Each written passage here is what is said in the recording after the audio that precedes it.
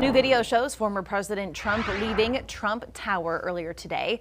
He's now heading to Bedminster 24 hours after his historic guilty verdict. The former president was found guilty on all 34 counts of falsifying business records.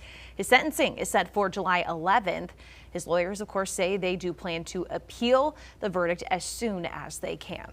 Our chief legal analyst, Khalif Rhodes, joins us now. Khalif, we were here as this news came down yesterday, this historic announcement about the verdict. What comes next for Trump over the next couple of weeks here? The next couple of weeks, his team will ask before he's sentenced that the judge set aside the verdict, right? Then this is a long shot, but they have to do it if they want to preserve appeal purposes. Specifically, they'll be saying that for them to be successful, that there was either some juror misconduct, similar to what we had down there in the South Carolina case, where the jurors were being, persuaded by the clerk. And so if they don't have anything like that, it's really hard to get prosecutorial misconduct will probably be next. And then there was some egregious misstep by the judge. He ruled on something where he shouldn't have ruled in that favor, and then it was so egregious that on appeal, they would automatically do it.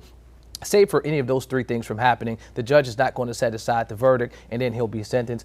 He'll be going to the Republican National Convention at some point and become not the presumptive, but the nominee. And then they'll have a debate. And so he'll have an action-packed next couple of days. But his legal team behind in the background will have an appeal process started. And they won't be doing it. Typically, when you have an appeal, you don't want the set of eyes that was actually doing the work to be looking at it, because you can't find your mistakes. So typically you'll have an appellate attorney to come in and review what happened, review the entire transcript, look for mistakes, look for things that normally would be picked up on appeal, and then wait to see if one of these courts pick it up. And that doesn't mean that it will be overturned even if they pick it up. That just means that there was something within the record that may have been a misstep, and because there was a misstep found, this is going to go up to appeal. Well, throughout this whole trial, we heard about the gag order that was placed on Trump, and he talked about it pretty much almost every day after the trial. Do you think that that order will have any weight into this appeal? I think most of the order stuff had got fleshed out throughout the process. I mean, once he initially had the gag order, and multiple times he's attempted to say that he can't have a gag order, but that's been upheld. So I don't think that would be on in terms of appeal. What I do think would be something that could be for appellate process is that this charge itself is based on, I won't say a novel law, because this is something that happens routinely, but the escalation from a misdemeanor to a felony in connecting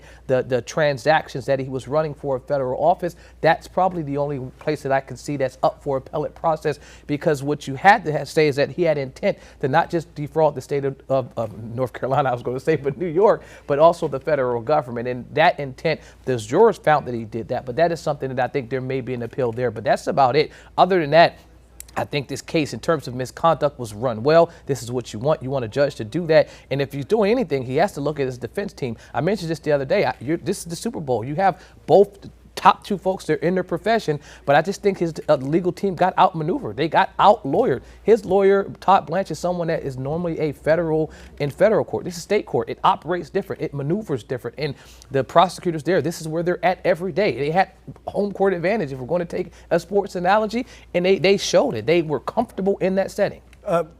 The DA here, Alvin Bragg, had praised the jury, saying they did their civic duty. The Trump team, post the verdict here, is kind of bashing the judicial system.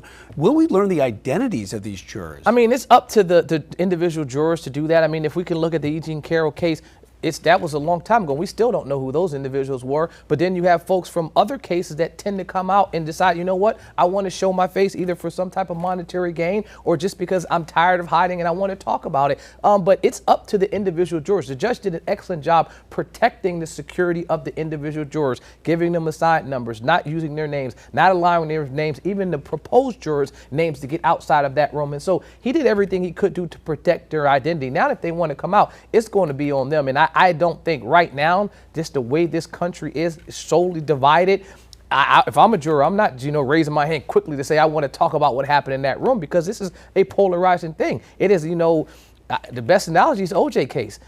This is right down the line where either you're extremely happy that this decision happened yesterday or you're extremely frustrated. There's really no middle right now. And, we'll see. I'm sure something is going to come out about that in some way, shape, or form, whether those jurors want it or not. But we're going to stay on top of this, as always, Khalif. Thank you.